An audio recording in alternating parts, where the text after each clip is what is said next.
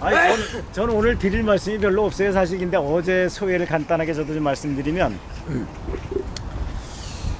저는 이제 그 개들이 막는 것은 뭐 그럴 수 있을 것이다. 그럼 뭐 조폭과 같은 놈들이니까, 범죄 집단 애들이 뭐 지들이 겁이 나니까 그렇게 할 수밖에 없을 것이다, 이런 생각은 드는데, 아쉬운 것 하나는, 만약에 그렇다고 한다면 지하철이라든가 아니면 서울 시내 곳곳에 많은 사람들이, 광화문을 진입하지 못하는 사람들이 꽉 차야 되지 않을까, 이런 생각을 좀 했어요. 근데 그렇지는 않더라고요. 그래서 그것이 좀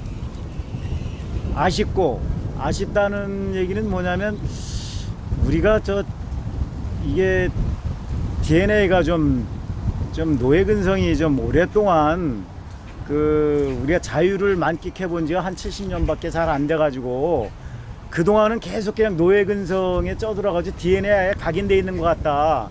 그래서 얘들이 이렇게 좀 압박을 하고 강압을 하면, 뭐 그냥 그 핑계로 어떻게 보면 내 새끼들하고 나 혼자 잘 먹고 잘 살면 되지 않냐, 이런 그러한 아주 그냥 저열한 생각들이 좀 우리 국민한테 좀 많이 있는 것은 아닌가, 이런 생각이 들어서 좀 착잡했어요.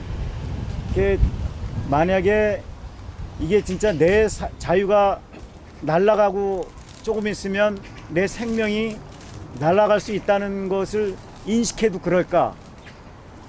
근데 그걸 몰라서 그럴까? 아니면 몰라서 그러는 사람도 있겠지만은, 누군가는 다른 사람이 하거나 말거나, 나는 뭐 내삼아 모르겠고 그냥 뭐 내 오늘 하루 그냥 즐겁게 지내면 되는 거고, 뭐 이런 생각이 팽배한 것인가, 뭐 이런 이제 많은 생각들을 하게 되더라고요.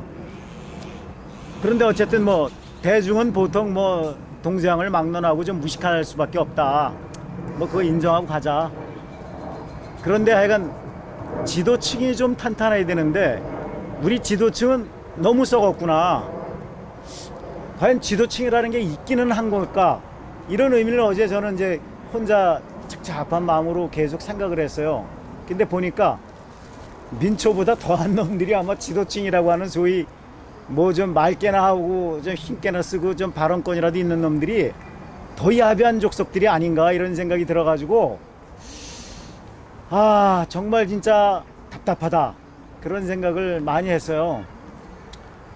그래도 이제 희망은 또 우리가 만들어야만 되는 것이고, 희망을 또 만들어서 우리가 그것을 실현해야 되는 것이니까, 우리 동지님들이 얼마나 소중한가, 이런 생각했어요 저는. 그래서 우리 동지님들이 일당 100을 넘어서 일당 1000을 하는 분들이니까, 이분들이 한 분 한 분 더 늘어나면 반드시 진짜로 우리 대통령님 복귀를 시키고, 저것들 다 처단할 수 있을 것이다. 저것들 처단하는 거, 저는 맨 처음에 이렇게 좀 한 1000명만 처단하면 되지 않나 생각했더니, 우리 고모님한테 혼났어요. 그래가지고 이제 저는 그거 수정하기로 했습니다. 그거 우리 두 고모님한테 아주 혼나가지고, 제가 역시 이게 사람이 너무 좀 덜 떨어져가지고 좀 그랬다는 생각이 들고, 그래서요. 그래서 우리 고모님들 말씀을 제가 따르기로 했어요. 한 2만 명 정도 적어도 영원히 우리 사회하고 격리를 좀 시켜야 되는 게 맞을 것 같다. 그거는 이제 목숨을 앗는 방법이 있고, 이게 이제 형사정책학에서는 그걸 뭐라 그러냐면, 사회 격리시킨다 그러거든요. 사회 격리시킨다고 하는 것은 두 가지가 있어요. 하나는 이제 걔들 생명을 끊어버리는 것이고, 또 하나는 무기징역을 시키는 건데, 무기징역 시켜가지고 국고를 낭비할 필요도 없겠다, 이런 생각으로 어제 그 차벽을 보면서 그런 생각을 했습니다. 소위 말하는 경찰청 나부레기 애들도, 이런 애들도 다 이 다음에는 반드시 처단을 좀 해야겠다. 왜냐하면 국민의 기본권을, 헌법을 무시하고, 또 어떤 치자도 아닌 어떤 범죄 집단의 수괴의 말에 그냥 순종해서 하는 것들은 뭐 똑같은 적이 아니냐, 저는 분명히 그렇게 보고, 하여간 등등을 많은 것들을 좀 손을 좀 봐야 될 것이다, 이런 생각이 듭니다. 하여간 이런 얘기는 이쯤 하고요.